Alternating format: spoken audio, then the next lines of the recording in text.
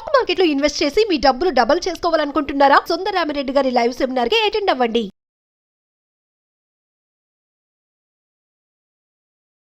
నమస్తే కళ్యాణి గారు. స్రవంతి మనకి మెయిల్ చేశారండి.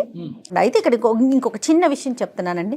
ఎందుకంటే మనం ఆ అమ్మాయి వివరాలు గోప్యంగా ఉంచాలి కాబట్టి పేరు కూడా నేను మార్చాను కళ్యాణి గారు. అమ్మాయి పేరు వేరే ఉంది. సో ఎందుకు మనం తెర మీద చెప్పటం, అందరికి తెలిసేలాగా చేయటం అన్నా, ఎందుకంటే ఆడపిల్ల జీవితం కదండి. తన చిన్ననాటి కథ అది మళ్ళీ ఇప్పుడు రిపీట్ అవుతోంది. సో అమ్మాయికి అసలు ఏం చెయ్యాలి, ఎవరితో మాట్లాడాలి, ఎవరితో చెప్పుకోవాలి, చాలా వరకు ఫేస్ చేస్తున్న ఇష్యూ కళ్యాణి గారు. ఇది మీకు కొంత అవగాహన వచ్చి ఉండొచ్చు. ఎందుకు అసలు అమ్మాయి మాటల్లోనే వినేద్దాము. సో ఒకసారి కాల్ చేసేస్తానండి. హలో హలో స్రవంతి గారండి? అవునండి. నేను జయానమ్మ, అందమైన జీవితం ప్రోగ్రామ్ నుంచి, సుమన్ టీవీ నుంచి కాల్ చేస్తున్నాను. అవునా మేడం? థ్యాంక్స్ మేడం, మీరే నాకు కాల్ చేస్తున్నారు. అవునమ్మా, అవునవును. బాగున్నావు తల్లి? అసలు బాలేదు మేడం, మాట వరుస చెప్పడానికి కూడా అసలు బాలేదు మేడం. అర్థమవుతోందమ్మా. అయితే నాతో పాటు డాక్టర్ కళ్యాణ్ చక్రవర్తి గారు ఉన్నారు స్టూడియోలో. ఒక్కసారి ఆయనతో మాట్లాడతాలి, నీకు మంచి సలహా ఇస్తారు. నువ్వే చెప్తావు నాకు చాలా మనసు ఊరట కలిగిందని. ఓకే? ఓకే మేడం, అలాగే మేడం. ఓకే అమ్మా, సుమా మాట్లాడు. చెప్పమ్మా, ఏంటి సమస్య? సార్ నా పేరు శ్రవంతి సార్. శ్రవంతి, నాకు ఎలాంటి ప్రాబ్లం ఉందంటే చెప్పుకుంటే తీరలేనంత ప్రాబ్లం ఉంది సార్. నిజంగా అసలు మీరు నాకు కాల్ చేస్తారు అనుకోలేదు, బట్ ఇప్పుడు మీరు కాల్ చేసి మాత్రం చాలా హెల్ప్ చేశారు సార్. చెప్పు నాన్న, సమస్య తప్పకుండా. నీ వయసు ఎంతమ్మా? 22 సార్. 22. చెప్పమ్మా, సమస్య ఏంటో చెప్పు. మ్యారేజ్ అయిందా?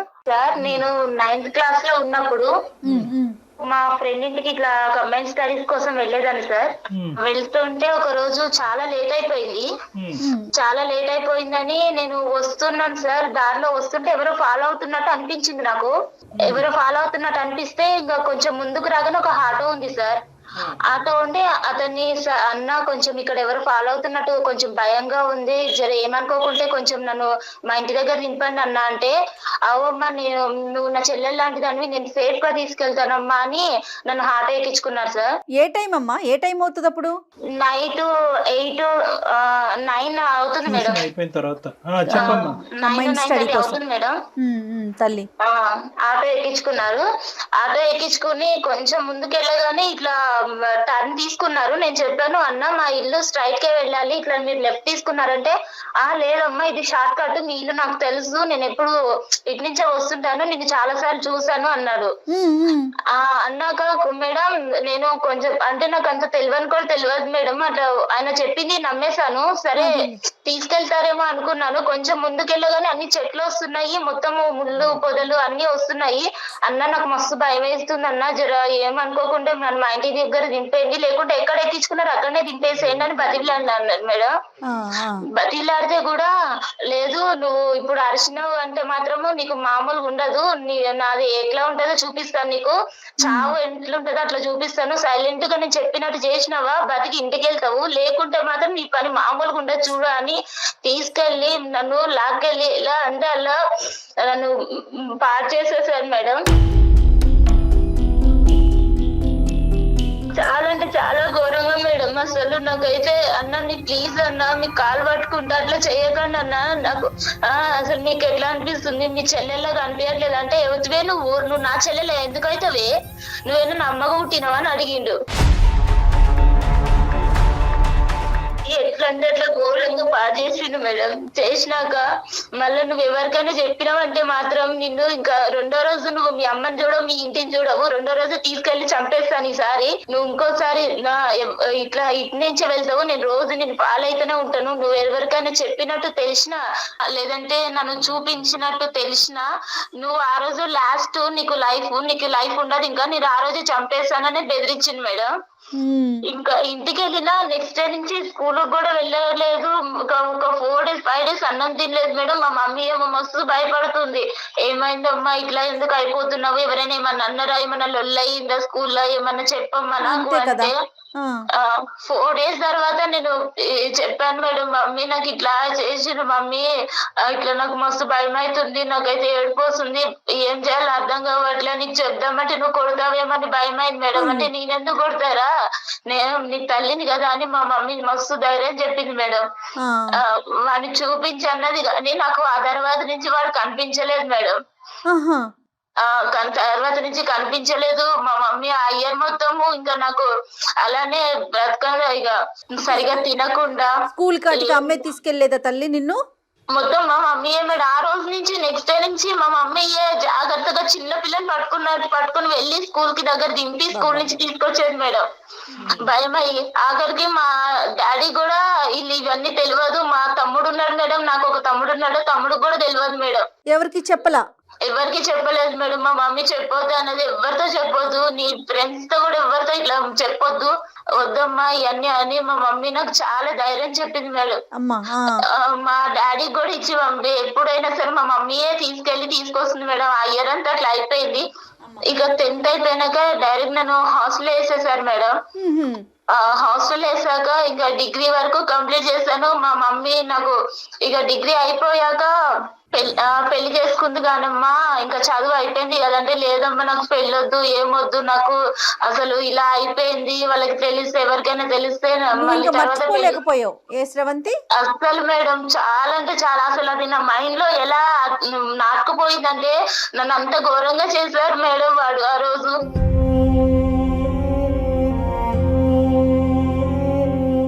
అంత అసలు చెప్పుకోవడానికి కూడా నాకు నోరు కూడా మాటలు కూడా రావట్లేదు, అంత ఘోరంగా అయిపోయింది. వదిలేసే తర్వాత అయితే ఇక పెళ్లి చేసుకుంది కానమ్మా అని మా మమ్మీ పెళ్లి సంబంధాలు చూస్తుంది. వద్దమ్మా నాకు అసలు వద్దంటే మా మమ్మీ చాలా మోటివేట్ చేసింది మేడం. వద్దమ్మా ఇట్లాంటివి మర్చిపోవాలి, ఏదో దెబ్బ తగిలింది అనుకుని మర్చిపో, ఇలాంటివన్నీ మైండ్ లో పెట్టుకుని నీ జీవితం నాశనం చేసుకోకమ్మా, నీకంటూ నేను ఉన్నాను కదా, రేపు నేను లేకపోతే ఇంకెవరు ఇలానే బ్రతకలేవు కదా అని ధైర్యం చెప్పి పెళ్లి చేసింది మేడం. వీడి ఇక్కడ మధ్యలో ఎక్కడ కూడా నీకు కలవలేదు కదమ్మా? కలవటం గానీ ఫోన్లు చేయటం గానీ ఏమీ చేయలేదు? ఆ తర్వాత నా అసలు ఒకసారి ఇట్లా అయిపోయినాక ఇంకెప్పుడు వాడి మొహం కూడా నేను చూడలేదు, నాకు ఎప్పుడు కలవలేదు సార్. ఓకే సరేనమ్మా. పెళ్లి అయిందమ్మా, పెళ్లి అయిన తర్వాత ఏమైంది? పెళ్లి అయిపోయినాక మా హస్బెండ్ మాకు చాలా మంచోడు సార్. అంటే ఇవన్నీ ఏం తెలియదు, మా మమ్మీ చెప్పొద్దు అన్నది నేను చెప్పలేదు సార్. తర్వాత కొంచెం మంచిగా చూసుకున్నాను. ఒక 7 months వరకు మా ఆయన దగ్గరికి వెళ్ళాలంటేనే నాకు చాలా భయం అయింది సార్. మా అమ్మకి చెప్తే మా అమ్మ అన్నది కొంచెం చిన్న పిల్ల కదయ్యా, ఏం అనుకోకు, కొంచెం అడ్జస్ట్ అవ్వు, రాను తెలుసుకుంటది అని మా మమ్మీ సర్ది చెప్పేది మా ఆయన కూడా. అలా అయ్యాక కొంచెం మా ఆయన చూపించే ప్రేమ, మా ఆయన ఇట్లా మంచిగా చూసుకోవడం చూసి ఇక మా ఆయనకి దగ్గరయ్యాను సార్. ఇక మాకు ఒక పాప కూడా పుట్టింది సార్. 1 year పాప ఉంది ఇప్పుడు నాకు. పాప కూడా పుట్టింది సార్. ఇక తర్వాత ఒక రోజు మా ఆయన ఒక ఫంక్షన్ ఉంది, ఇట్లా ఉందమ్మా నేను వెళ్ళేసి వస్తా, మా ఫ్రెండ్స్ అందరినీ ఇట్లా కలిసేసి రావాలి, రియూనియన్ జరుగుతుందని వెళ్తున్నాను, మా ఫ్రెండ్స్ చిన్నప్పుడు ఫ్రెండ్స్ అందరు కలుస్తున్నారు, నేను వెళ్ళేసి వస్తాను అని ఒక రోజు వెళ్ళారు మేడం. వెళ్ళాక ఇంకొక రోజు నైట్ వాళ్ళ ఫ్రెండ్ తీసుకుని వచ్చారు. ఆయనని చూడగానే సార్ నాకు అక్కడనే గుండె ఆగిపోయింది. అసలు నాకు చేతుల్లో చెమటలు పట్టేస్తున్నాయి, అసలు ఒళ్ళంతా వణికిపోతుంది. ఎందుకలా? నాకు 9 years బ్యాక్, నాకు 9th class లో ఉన్నప్పుడు నన్ను ఎవరైతే ఆటోలో తీసుకెళ్లి నన్ను పాడు చేశాడో వాడే మా హస్బెండ్ తో వచ్చాడు సార్, మా హస్బెండ్ ఫ్రెండ్ అని. ఇక వాడు నన్ను చూడగానే ఎందుకో సార్ ఎట్లా కన్నింగ్, ఎంత ఏదో సాడిష్ నవ్వినట్టు నవ్వుతున్నాడు. మళ్ళీ మా ఆయన దగ్గరకు వచ్చి, మీ భార్యనా, నాకు చెల్లెలవుతుంది కదా, నువ్వు చెప్పనే లేదు, ఇప్పటిదాకా చూపించనే లేదు అని చాలా సొంత మనిషిలాగా మాట్లాడుతున్నాడు. నన్ను చూస్తూనేమో ఇంత కన్నింగ్ గా చూస్తున్నాడు. నీకు అర్థమైంది? అర్థమైపోయింది. నాకు అప్పటికే భయం అవుతుంది, కాళ్ళు చేతులు అంతా వణికిపోతున్నాయి. మా ఆయన అడిగాడు, ఏంటి శ్రవంతి ఇట్లా జ్వరం వచ్చిందా ఏంటి, అట్లా అయిపోయావు, ఇందాకలాగా బానే ఉన్నావు కదా, ఇప్పుడు ఏమైంది అంటే, చెల్లెలకి ఏమన్నా నీరసంగా ఉందేమోరా, తిన్నదో లేదో అడుగు ఒకసారి, నువ్వు లేవని, నువ్వు ఇటు వచ్చావు కదా, నువ్వు లేవని తినలేదేమో అని ఎంత చాలా నైస్ గా మాట్లాడుతున్నాడు మా ఆయనతో. ప్రేమ కురిపించాడు. ఆ తర్వాత నుంచి మేడం నెక్స్ట్ డే నుంచి రోజు రావడం స్టార్ట్ చేశాడు ఇంటికి. రోజు రావడం స్టార్ట్ చేశాడు. ఇక మా ఆయనకేమో ఇట్లా లెటర్స్ రాస్తున్నాడు, ఆకాశరామన్న లెటర్స్ లాగా రాస్తున్నాడు. నీ భార్య గురించి నీకు తెలుసా, నువ్వు ముందే కనుక్కున్నావా, నీ భార్య ఎవరితో ఎఫ్ఐఆర్ ఏం లేదా, నీ భార్యకి ఏమన్నా ఇంతకు ముందు ఏమన్నా ఉందా అన్ని కనుక్కుని చేసుకున్నావా అన్నట్టు ఇట్లా లెటర్స్ రాయడం స్టార్ట్ చేశాడు మేడం. మెసేజ్లు కానీ లెటర్స్ కానీ రాయటం మొదలు పెట్టాడు. కానీ మీ హస్బెండ్ వచ్చి నిన్ను ప్రశ్నించాడమ్మా ఏంటి ఇదంతాని అడిగాడా? ఒక్కసారి అడిగాడు సార్, ఇట్లా ఏమై ఇట్లా లెటర్స్ వస్తున్నాయంటే నాకు తెలియదండి, ఇట్లా ఇవన్నీ నాకెలా తెలుస్తుంది, నేను చిన్నప్పటి నుంచి మా అమ్మ దగ్గరనే పెరిగాను, తర్వాత హాస్టల్కి వెళ్ళిపోయాను, నాకు ఇలా ఎవరు కూడా తెలియదు, అలా మీరు ఎలా అనుకుంటారు ఎవరో రాసిన ఉత్తరాలు బట్టి అని అడిగాను. అడిగితే సరేలే అంటున్నారు కానీ రోజుకు ఒక లెటర్ వస్తుంది సార్. కాదమ్మా స్రవంతి, నువ్వు ఇప్పుడు మనకు ఏంటంటే మనకి ఇక్కడ చిన్న అదృష్టమా ఏంటి అనేది తెలియదు, కానీ మీ భర్త మంచివాడు అనేటటువంటి ఒక మాట నువ్వు నాకు చెప్పావు కాబట్టి నేను చాలా హ్యాపీగా ఫీల్ అయ్యాను. నీ భర్తకి నువ్వేంటో తెలుసు, నీకు నువ్వు భర్త ఏంటో తెలిసినప్పుడు ఇప్పటికైనా కూడా గుట్టిప్పి ఇది జరుగుతుందని చెప్పుంటే సరిపోద్ది కదా, ఎందుకు భయపడ్డావు? సార్ ఇప్పుడు నేను ఇప్పుడు చెప్తే ఎలా సార్, పెళ్ళి అవ్వక ముందో పెళ్లి తర్వాత ఫస్ట్ చెప్పుంటే ఆయన నన్ను అర్థం చేసుకునేవారేమో. ఇప్పుడు వీడు కళ్ళ ముందుకు వచ్చాక ఇప్పుడు చెప్తే మోసం చేశాను అన్నదా సార్? అమ్మ ఇక్కడ ఏంటంటే వాడికి ఇప్పుడు ఎవడైతే ఈడు ఉన్నాడో ఈ దొంగనా డాష్ గాడు, వీడు బాగా స్టడీ చేశాడు చిన్నప్పటి నుంచి, మీ హస్బెండ్ని స్టడీ చేశాడు. ఎందుకంటే చిన్ననాటి స్నేహితుడు, ఇతను చాలా మంచోడు, ఇతను నోట్లో నాలుగు లేదు అనేది అక్కడ స్టడీ చేశాడు. ఇక్కడ ఏమొచ్చి నువ్వు బాధితురాలు పొజిషన్లో ఉన్నావు కాబట్టి అప్పుడు గుట్టు ఇప్పందని ఇప్పుడు ఎందుకు గుట్టు ఇప్పుతావు అనేటటువంటి ఉద్దేశం ఏంటంటే రెండు వైపుల నుంచి వాడికి అడ్వాంటేజ్ అయిపోయింది. అడ్వాంటేజ్ అవటం వల్ల ఏమవుతుందంటే సెకండ్ అటెంప్ట్ లోకి వచ్చాడు. ఇప్పుడు ఫస్ట్ అటెంప్ట్ లో మానభంగం చేశాడు, సెకండ్ అటెంప్ట్ లో ఇంకో అటెంప్ట్ అంటే నీ దరిదాపుల్లోకి వచ్చేస్తున్నాడు అనమాట, మళ్ళీ ఎంట్రీ ఇస్తున్నాడు వాడు. ఇస్తున్నాడు సార్. ఆయన నాకు కాల్ చేశాడు, వాడు నా నెంబర్ మా హస్బెండ్ నుంచి తీసుకున్నారో ఎట్లా తీసుకున్నాడో నాకు కాల్ చేశాడు. చేసి ఏంటి బాగున్నావా, అన్ని మర్చిపోయావా, కొత్తగా మళ్ళీ నీకు కొత్త ఎక్స్పీరియన్స్ అవుతుందా అని ఎలా అంటే అలా చండాలంగా మాట్లాడుతున్నాడు. నాతో ఎక్స్పీరియన్స్ బాగుందా మీ ఆయనతో బాగుందా అన్నట్టు మాట్లాడుతున్నాడు. నేను చెప్పాను మా ఆయనకు చెప్తాను నువ్వు ఇలాంటి పనులు చేసావంటే, అంటే ఒకసారి చెప్పి చూస్తా నేను కూడా అని బెదిరిస్తున్నాడు. అంటే వాళ్ళ ఆయనకు చెప్తానన్నా కూడా భయపడట్లా వాడు? అస్సలు లేదు మేడం, నువ్వు చెప్పి చూడు ఒకసారి, నీ లైఫ్ ఎట్ వెళ్తుందో మీ ఆయన లైఫ్ ఎట్ వెళ్తుందో నువ్వే చూద్దు కానీ నీ కళ్ళతో. అతనికి పెళ్ళైనట్టు ఏమన్నా తెలిసిందమ్మా ఈ ఆటో అతనికి? లేదు మేడం, నాకు అంటే నేను ఆ తర్వాత వాడు అట్లా చేసావు, నేను ఇంతవరకు కలవలేదు. కాదు, మీ ఆయన ద్వారా ఇప్పుడు ఈ 10 రోజుల్లో? లేదు మేడం, వాడి ప్రస్తావన ఎత్తానంటేనే నాకు భయంగా ఉంది మేడం. మా ఆయన దగ్గర నువ్వు చెప్పాల్సింది కదా, ఎందుకు వేరే వాళ్ళని ఇంటికి తీసుకొస్తున్నావు, పద్దాక తీసుకురా మాకు, నాకు ఇబ్బందిగా ఉంది అట్లా ఏదన్నా చెప్పకపోయావు? అంటే చెప్పాను మేడం, అంటే మా ఇంటికి ఇంతకు ముందు కూడా మా ఆయన ఫ్రెండ్స్ చాలా మంది వచ్చేవాళ్ళు. వాళ్ళ దగ్గర ఎప్పుడు ఎవరి దగ్గర ఏం చెప్పండి అని ఈయన దగ్గర చెప్తే ఏమనుకుంటాడని అదొక భయం అయింది మేడం. అయినా ఈయన మా ఆయన ఉన్నప్పుడు నాతో చాలా మంచిగా ఒక సొంత చెల్లెలతో మాట్లాడినట్టు మాట్లాడుతున్నాడు. తిన్నావా చెల్లెమ్మ, తినలే, ఏం చేస్తున్నావమ్మా, పాప ఎలా ఉందమ్మా అని మాట్లాడుతున్నాడు. దుర్మార్గుడు. అలా ఉన్న తన మీద నేను కంప్లైంట్ ఇద్దామన్నా కూడా నాకు ధైర్యం సరిపోవట్లేదు మేడం. నేను ఆ రోజు బలైపోయిన దానికి ఇప్పుడు ఎంత నరకం చూస్తున్నానంటే మేడం, వాడంత నరకం పెడుతున్నాడు నన్ను. అయితే నాకైతే నిజంగా చచ్చిపోతుంది మేడం. ఎందుకమ్మా దీనికి చాలా సింపుల్ సొల్యూషన్ లేదు తల్లి, ఇందులో చాలా సింపుల్ సొల్యూషన్ ఉంది. నీతో పాటు పెద్ద సైన్యం మేమున్నాం, వాడిని తాట తీస్తాం, వాడిని ఊరికే వదులుతావా వాడిని? నువ్వు ఎందుకు అంత భయపడుతున్నావు? నీ భర్త మంచివాడు, అది ప్రధానమైనటువంటి అంశం. నువ్వు నీ భర్తకి చెప్పొచ్చు. మీ అమ్మ అంటే కనుక ఇద్దరు ఆడవాళ్లే కాబట్టి తమ్ముడికి చెప్పొద్దు, నాన్నకి చెప్పొద్దు అని చెప్పి 10 సంవత్సరాల పాటు కవర్ చేసింది. కానీ లోకం మారింది, పరిస్థితులు మారింది, వ్యవస్థ మారిందమ్మా. ఇక నీకు నీ కొండంత అండగా పెద్ద పోలీస్ వ్యవస్థ ఉంది, అందరూ ఉన్నాం. ఎందుకు నువ్వు భయపడతావు? అస్సలు భయపడక. ఫస్ట్ ఆఫ్ ఆల్ వాడు ఎక్కడున్నాడో చెప్పు, నేనే వెళ్ళి కాళ్ళు చేతులు ఎరగొట్టి వస్తా. వాడు ఇక్కడే ఉన్నారు సార్, మీకు కావాలంటే నేను కాన్ఫిడెన్స్ లో పెడితే ఒక్కసారి మీరు వినండి సార్ వాడి మాటలు. మేము ఉన్నామని చెప్పొద్దమ్మా, మేము ఉన్నామని చెప్పొద్దు. వాడు ఫోన్ కట్ చేసి పారిపోతాడు. ఈ లోపల మనం వాడు ఎక్కడున్నాడు ఏంటి అనేది ట్రాక్ చేయడానికి ఉపయోగపడుతుంది. నువ్వు మామూలుగా మాట్లాడి ఏమీ లేనట్టుగానే అందమైన జీవితం అని మా ప్రోగ్రామ్ గురించి ఏమీ చెప్పొద్దు నువ్వు. ఓకే, నువ్వు సింపుల్ గా ఏంటంటే నువ్వు రెగ్యులర్ గా మాట్లాడుతున్నట్టుగానే ఎక్కడున్నావు ఏం చేస్తున్నావు అన్నట్టుగా మాట్లాడి నన్ను వదిలేసేవా, నన్ను ఇబ్బంది పెట్టద్దు, మీరు రెగ్యులర్ గా ఏదైతే మాట్లాడతారో అది మాట్లాడు. సరేనా? ఆ తర్వాత వాడు గొంతుకు లెగుస్తా చూడు, అప్పుడు నేను జయ గారు అందుకుంటాం. నువ్వు ఇంట్రడ్యూస్ చేయొద్దు, మమ్మల్ని ఇంట్రడ్యూస్ చేయొద్దు. నేను ఆల్రెడీ లాస్ట్ టైం సూసైడ్ చేసుకుందామని సూసైడ్ దాకా వెళ్ళాను సార్, కానీ నా పాపము చూసి వెనక్కి వచ్చేసాను సార్. ఇప్పుడు బ్రతకాలన్నా కూడా నాకు అసలు వేరే లేకుండా అయిపోతుంది సార్. ఒకటి స్రవంతి బంగారం, ఒకే మాట చెప్తున్నాను, ఇది నీ గురించి నేను చేయట్లేదు. రేపొద్దున ఈ దరిద్రుడు ఇలాంటి దరిద్రులు నీ కూతురు వరకు వచ్చినా కూడా ఆశ్చర్యపడక్కర్లేదు. ఎందుకంటే ఇక్కడ నీ జీవితాన్ని నిన్ను ప్రొటెక్ట్ చేసుకోవటం, నీ మ్యారేజ్ ని ప్రొటెక్ట్ చేసుకోవటం కాదు.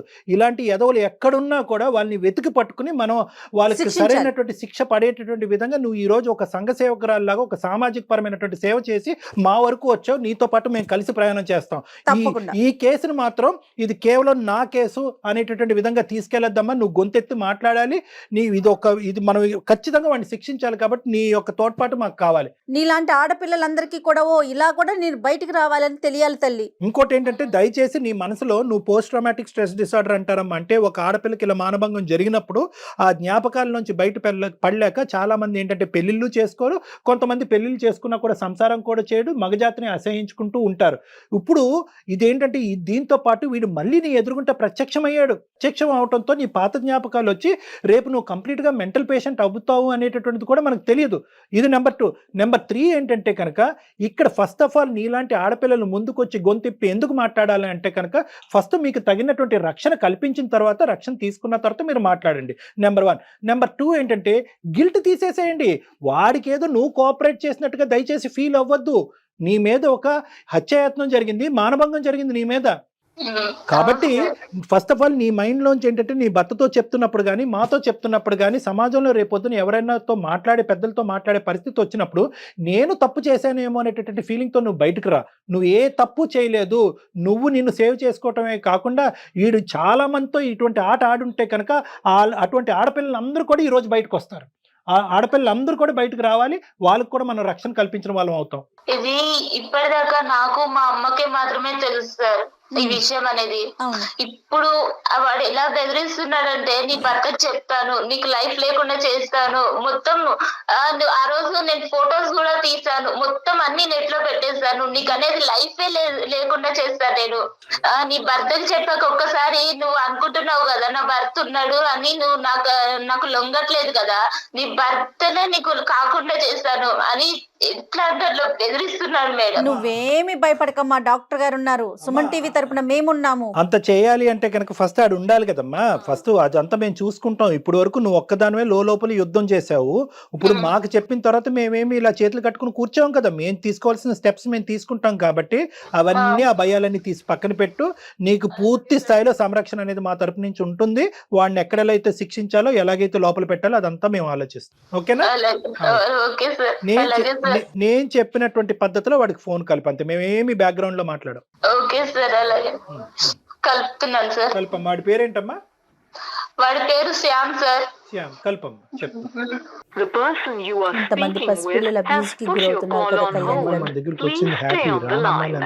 మీరు మాట్లాడుతున్న వ్యక్తి మీ కాల్ ను హోల్డ్ లో ఉంచారు. బాధితులు ఎంతమంది ఉన్నారు? ఇటు ఫ్యామిలీకి చెప్పుకోలేరు. హలో హలో,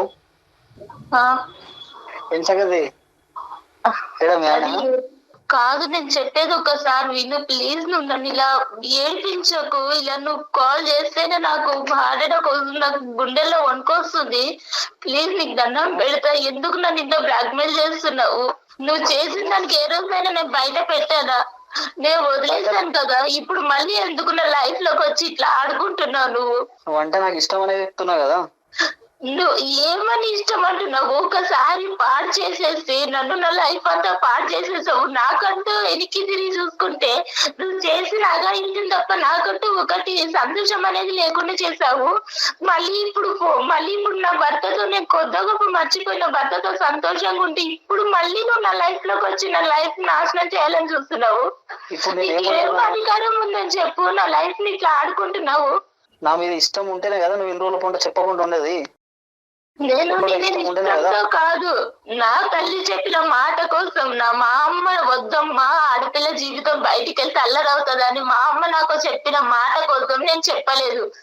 నాకు అవన్నీ సంబంధం లేదు. ఒప్పుకుంటున్నావా లేదా? నీ బండారం మొత్తం బయట పెడతా, మీ ఆయనకు మొత్తం చెప్పేస్తా. నేను నీకు దండం పెడతా, ఇలాంటి అన్ని చెయ్యకు ప్లీజ్, నన్ను వదిలేసేయు. అవన్నీ నాకు సంబంధం లేదు. నేను నిన్ను కోరుకుంటున్నా, ఒక్కసారి నువ్వు కావాలని కోరుకుంటున్నా. నువ్వు వస్తావా లేదా? నేను రమ్మంటావా నన్ను? నేను రాలేదు, నీకు దండం పెడతా ప్లీజ్. ఇంత రిక్వెస్ట్ చేస్తున్నాను కదా. చిన్నప్పుడే నువ్వు నచ్చినావు. ఇప్పుడు నువ్వు ఇంకా చాలా అందంగా ఉన్నావు. ఇప్పుడు నువ్వు కావాలని కోరుకుంటున్నా. లేదు అంటే నీవన్నీ నా దగ్గర ఉన్నాయి. అన్ని బండారం మొత్తం బయట పెట్టేస్తా నేను. మీ ఇంట్లో ఆడవాళ్ళు ఉండరా? నీకు అమ్మ అక్క చెల్లి ఎవరు లేరా? అవన్నీ నీకు సంబంధం లేదు. నువ్వు ఒప్పుకుంటున్నావా లేదా? నీ అన్ని బయట పెట్టమంటావా? ఏం బయట పెడతావు? చచ్చిపోమంటావా చెప్పు? ఎందుకు ఇంత ఏడిపిస్తున్నావు? నేనేమన్నా అన్యాయం చేస్తానా నీకు? అసలు నేనంటే ఇష్టం ఉంటేనే కదా నువ్వు ఇన్ని రోజుల పాటు సైలెంట్ ఉన్నది. నేను అంటే ఇష్టం ఉండి కాదు సైలెంట్ గా ఉన్నది. నా భర్త మీద గౌరవంగా నేను సైలెంట్ గా ఉన్నాను. ఇప్పుడు నేను కావాలనుకుంటున్నా. నేను ఏం కావాలనుకుంటున్నా? నేనేం వస్తువులు అనుకుంటున్నావా నువ్వు కావాలనుకోవడానికి? నేను ఇంకొక భార్యని నీకు తెలుసా? కనిపిస్తుందా? ఇంటికి వచ్చినప్పుడల్లా చెల్లమ్మ అని పిలిచి నా భర్త ముందు నీకు అలా ఎలా మాట్లాడాలనిపిస్తుంది? నేను ఇలానే ఉంటా. నాకు కావాలనుకుంటున్నా. నువ్వు ఇప్పుడు అందంగా ఉన్నావు కాబట్టి నువ్వు కావాలనుకుంటున్నా. అప్పుడు నీ చెల్లి అందంగా ఉంటే ఎవరి దగ్గరికైనా పంపిస్తావా? నాది ఇంతే, నేను ఇంతే, నా వరుసని ఇంత. నీకు ఇష్టం వచ్చినట్టుంటే సరిపోతుందా? వేరే వాళ్ళ ఇష్టాలు అర్థం చేసుకోవా? వేరే వాళ్ళ బ్రతుకులు నాశనం అయిపోతాయి అని ఆలోచించుకోవా? ఒప్పుకుంటున్నావా లేదా? ఒకటి చెప్పు ప్లీజ్. నీ దండం పెడతా, నన్ను వదిలేస్తే ఏం ఒప్పుకోవాలి? నాకు భర్త ఉన్నాడు, పాపం ఉంది. వచ్చేసి నీ ఇష్టం, నీ లైఫ్ నీ ఇష్టం. ఏమి ఇష్టము? నా బ్రతుకే నాశనం చేసేసరికి ఇంకా ఏమి ఇష్టం ఉంటుంది? ఇంకా నాశనం అయిపోతుంది, ఇంకా గలీజ్ అయిపోతుంది. మరి ఇవన్నీ మీ ఆయన ఇంకా ఘోరం అయిపోతుంది. మరి హలో బాబు. హలో బాబు. హలో ఎవరు సార్? నేనా? నువ్వెవరు చెప్పు, నీ పేరేంటి? సార్ నా పేరు శ్యామ్ సార్. రైట్. ఓకే, నా పేరు డాక్టర్ కళ్యాణ్ చక్రవర్తి. నేను సుమన్ టీవీ అందమైన జీవితం నుంచి మాట్లాడుతున్నాను. మీకేం సంబంధం సార్? అమ్మాయి అదే సంబంధం ఏంటి అన్నది నేను చెప్తాను. ఇప్పుడు వరకు ఆ అమ్మాయి గొంతిప్పలేదు, ఇప్పుడు గొంతిప్పి మాట్లాడింది. ఆ అమ్మాయి తరపున మేము ఉన్నాము. అసలు ఎవడ్రా నువ్వు?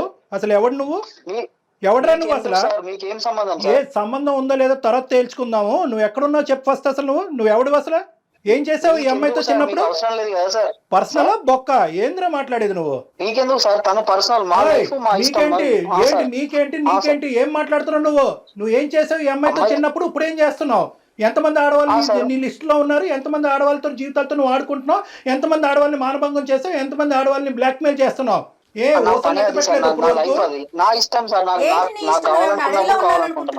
ఊసలు లెక్క పెట్టలేదు నువ్వు ఇప్పుడుకొచ్చి. హలో మక్కులు ఎరదంటారు. ఎవరనుకున్నావు?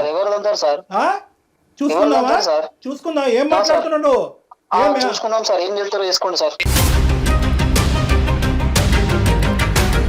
ఏం చేస్తారో చేసుకోవాలట కళ్యాణ్. ఏం చేస్తారో చేసుకోండి. నువ్వు ఎంతమంది ఉన్నారు? నువ్వు ఎంతమందితో ఇలా ఆడుకున్నావు అన్నది ఒక్కసారి నాకు చెప్పు. ఈ అమ్మాయి ఒక్కతేనే ఎంతమంది ఉన్నారు? మొత్తం అందరినీ ఆడపిల్లలందరూ ఎవరినైతే నువ్వు ఆడుకున్నావు అందరినీ బయటకు తీసుకొస్తా. అమ్మాయి నా పర్సనల్ సార్. మీరెవరు సార్ మధ్యలో? మీకేం సంబంధం సార్? ఏంటి పర్సనల్? నా పర్సనల్ అమ్మాయి. పర్సనల్. నువ్వు ఎక్కడున్నావు చెప్పు. అసలు ఎక్కడున్నావు? ఏ ఊర్లో ఉన్నావు నువ్వు?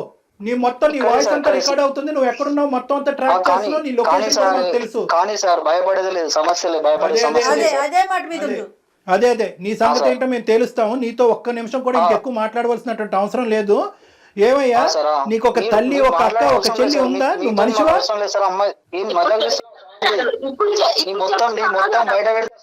ఏం పెట్టుకుంటావో ఏం పెట్టుకో. పెడతావు పెట్టుకో, ఏం నువ్వేం పెడతావు పెట్టుకో. చేసుకుంటావో చేసుకోండి సార్, మీ ఇష్టం మీ ఇష్టం మీ ఇష్టం సార్, ఏమైనా చేసుకోండి. నువ్వేం చేసుకుంటావో చేసుకో. బయట పెడతావా? ఏం చేసుకో. బయట పెడతారా? సార్. కాళ్ళు చేతులు ఉండాలి కదా నీకు, మెడ మీద తలకే ఉండాలి కదా, నువ్వు బయట పెట్టాలంటే చూసుకుందాం. చేసుకోండి సార్, మీ ఇష్టం మీ ఇష్టం ఉన్నట్టు చేసుకోండి, ఏం చేసుకుంటారు చేసుకోండి. అది ఇప్పుడు దారిలోకి వచ్చి నీ పని చెప్తా ఉండు. అసలు నువ్వు ఫోన్ పెట్టు. చేసుకోండి సార్, మీ ఇష్టం. నీతో అసలు ఒక్క నిమిషం కూడా మాట్లాడటానికి లేదు.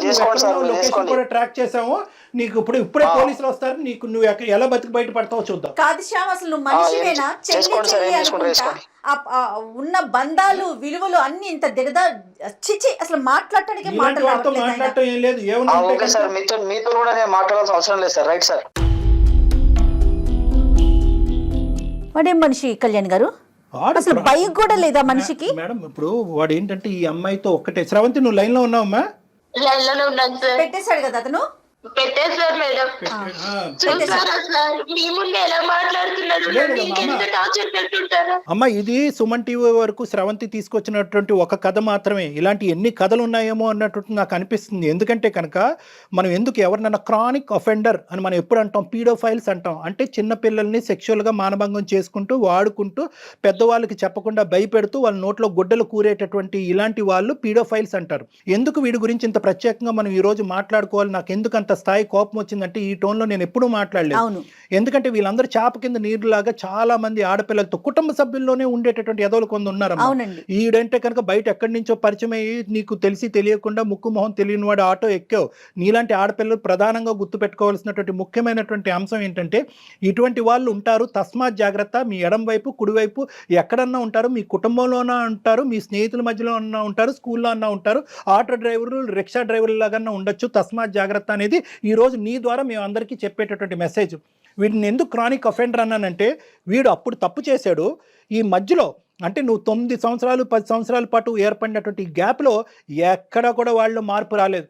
ఎందుకంటే కనుక వాళ్ళకి ఇచ్చేటటువంటి బలం ఏంటంటే మీలాంటి ఆడపిల్లలు నమ్మి అక్కడికి వెళ్ళటం అనేటటువంటి ఒక బలం అయితే మీరు మీ తల్లులు ఏంటంటే ప్రాణభయాలతో పరువు భయాలతో ఏంటంటే ఇది గుప్పుట్లో పెట్టేసి ఇలా కప్పేస్తారు చూడు, బయట ప్రపంచానికి తెలియకుండా. అది మీ వరకు మీకు న్యాయం అనిపించవచ్చు, ఏదో జరిగిపోయిందమ్మా వదిలేద్దామమ్మా పెళ్ళి అని చెప్పి పెళ్ళి అవ్వాలనేటటువంటి దాస్తారు చూడు, అది వాళ్ళ బలం.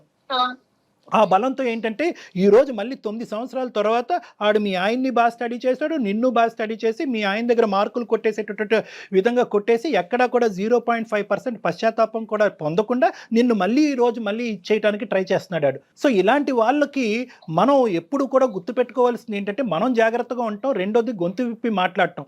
ఎందుకంటే ఇప్పుడున్నటువంటి వ్యవస్థలో అమ్మ ఏదో స్రవంతి ఇక్కడికి వచ్చేసి చెప్పేసింది అని పబ్లిక్ అందరికీ చెప్పేసి నీ ఫోటోలు ఇవన్నీ చూపెట్టడం జరగదు. అందు గురించే ఏంటంటే చాలా గోప్యంగా ఉంటుంది. ఇలాంటి అంశాలు కూడా చాలా గోప్యంగా ఉంచుతాం అనమాట. పోలీస్ వ్యవస్థ కూడా చాలా గోప్యంగా వస్తుంది, ఇన్వెస్టిగేషన్ చాలా గోప్యంగా ఉంటుంది. మీ పరువులు ఎక్కడికి పోవు. నువ్వు అవన్నీ దాచిపెట్టేసి ఈరోజు ఆఖరికి నీ ప్రాణాల మీద తీసుకొచ్చి నీ భర్తకు కూడా చెప్పనటువంటి పరిస్థితికి తీసుకొచ్చావు. అర్థమైందమ్మా? సో నీ ఇక్కడ భయపడవలసినటువంటిది ఏమీ లేదు. వాడి లొకేషన్ ఏంటి, వాడు ఎక్కడుంటాడు ఏంటి మొత్తం ట్రాక్ చేశారు మన వాళ్ళు. సో ఇప్పుడే ఇమీడియట్ గా నువ్వు ఫోన్ పెట్టేసిన తర్వాత నువ్వు ఎక్కడుంటే చెప్తే కనుక మా వాళ్ళు నీ దగ్గరకు వస్తారు, నిన్ను మా దగ్గర తీసుకొస్తారు. ఇక్కడి నుంచి మనం పోలీస్ స్టేషన్కి వెళ్దాము, తగినటువంటి కంప్లైంట్ ఇద్దాము, వాడిని వెంటనే కటకటాలు వెనకతలు పంపించేటటువంటి ప్రయత్నం చేద్దాం. దీనికల్లా నువ్వు ధైర్యంగా ఉండాలి తల్లి, అదొక్కటే నువ్వు చేయాల్సింది. నువ్వు ధైర్యంగా ఉండాలి, నువ్వు మాట్లాడాలమ్మా, మాట్లాడాలి. అంతే కదా కళ్యాణ్ గారు? అలాగే సార్, అలాగే మేడం. ఓకే మీరు ఒక్కసారి హెల్ప్ చేసి పెడితే నా ప్రాణాలు కాపాడాలి వచ్చేస్తారు. వాడు బెదిరింపులు వాడి కోసం నీ ప్రాణం ఎందుకమ్మా పణంగా పెట్టాలి? ఇది మా బాధ్యత. నీకు ఒక కూతురు ఉంది, నీకు ఒక జీవితం ఉంది. నువ్వు కూడా కొద్దిగా స్వార్థంగా ఆలోచించాలి. వాడెవడో ఎదవ వల్ల నువ్వు ఈరోజు ప్రాణాలు తీసుకోవాల్సినటువంటి అవసరం లేదు. ముందుకు రా, రాణి లక్ష్మీబాయి లాగా ఫైట్ చేయి. నీతో పాటు మేము ఉన్నాం. ఖచ్చితంగా సుమన్ టీవీ ఉంది, డాక్టర్ గారు ఉన్నారు, అందరం ఉన్నామమ్మా. వ్యవస్థలో ఉన్నాం మనమేమి ఎక్కడ మనుషులు లేని చోట కాదు ఉన్నది. ధైర్యంగా ఉండు, నువ్వు ధైర్యంగా ఉండు. నెక్స్ట్ ఏం చేద్దాం అనేది ఆలోచిద్దాం, సరేనా? నువ్వు అసలు నీకు ధైర్యమైన ఏంటంటే సుమన్ టీవీ అందమైన జీవితానికి నువ్వు ఎప్పుడైతే మెయిల్ చేసావో అప్పుడే నీకు ధైర్యం ఉన్నట్లే. ఓకే, అర్థమైందమ్మా? నువ్వు ఎక్కడ తగ్గద్దు, నువ్వు జాగ్రత్తగా ఉండు, తలుపులు వేసుకుని ఉండు, జాగ్రత్తగా ఉండు. మేము ఇప్పుడే ఏ స్టెప్స్ తీసుకోవాలో ఆ స్టెప్స్ తీసుకుంటాం. నీ లొకేషన్ షేర్ చేయమ్మా, నీ అడ్రస్ కూడా షేర్ చేయి, మేము చేస్తాం ఏం చేయాలంటే. ఓకే, షేర్ చేస్తాను సార్. ఇప్పుడు అది బెదిరించారు కదా వాడు, ఇప్పుడు ఇంటికి వచ్చి ఏం చేయాలి కదా. ఏం చేయడమ్మా, వాడు ఏం చేయడు. వాడు ఏమి చేయడమ్మా. మేము తక్షణమే నీ చుట్టుపక్కల ఉండేటటువంటి వాళ్ళతో కూడా మేము మాట్లాడతాము, పోలీసులను కూడా అక్కడ దగ్గరలోకి పంపిస్తాము, మొత్తం నీకు కావాల్సిన రక్షణ అంతా కూడా మేము ఇస్తాం. Don't worry.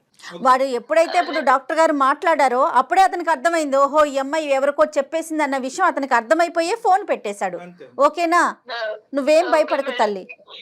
మేడం అమ్మా. చిన్న హెల్ప్ చేయండి మేడం, చిన్న ఒక్క సాయం చేయండి మేడం. చెప్పమ్మా, చెప్పు ఇంకా శ్రవంతి. ఈ విషయం నా భర్తకి నేను ఎలా చెప్పాలో నాకు అర్థం కావట్లేదు madam. Okay okay, don't worry అమ్మా, డోంట్ వరీ. ఆ పాత్ర కళ్యాణ్ గారు తీసుకుంటారు. నా భర్తకి అర్థమయ్యేలాగా కొంచెం చెప్పండి మేడం. తప్పకుండా. అన్ని జాబ్స్ కంటే ఈ రోజు మాకు పెట్టినటువంటి అన్ని జాబ్స్ కంటే ఈజియెస్ట్ ఉద్యోగం అదొకటే, అదే జాబ్. ఇప్పుడు మీ భర్తకి చెప్పడం చాలా సులభం. అది మా ద్వారా మేము టేకప్ చేసి ఇంత చేసేటటువంటి వాళ్ళు అది చెప్పడం. నీ పెళ్లికి కానీ నీ జీవితానికి కానీ ఎటువంటి డోకా లేదు. మీ భర్తకి సరైనటువంటి పద్ధతిలో మేము చెప్తాం. డాక్టర్ గారు ఎలా కన్వే చేయాలో అలా కన్వే చేస్తారు. అతని ఓకే, సపోర్ట్ కూడా మనకు ఉంటది. ఓకేనా? అలాగే నువ్వు ధైర్యంగా ఉండు. ఓకేనమ్మా, బాయ్ అమ్మా, టేక్ కేర్. ఓకే సార్, అలాగే sir. Bye bye. Kalyan garu ఇప్పుడు నెక్స్ట్ ఏం చేద్దామండి? నో అమ్మా, మనం ఇమీడియట్ గా ఇప్పుడు అమ్మాయి ఫోన్ పెట్టేసింది, లొకేషన్ కూడా షేర్ చేసి ఉంటుంది Okay, అమ్మాయికి. అక్కడికి మన మనుషులను పంపించడం, ఈ లోపల మనం పోలీస్ కంప్లైంట్ ఇచ్చేసి పోలీసులను కూడా తీసుకుని మనం కూడా ప్రత్యేకంగా అక్కడికి వెళ్దాం. రైట్ అండి, థ్యాంక్ యూ సో మచ్. నమస్తే.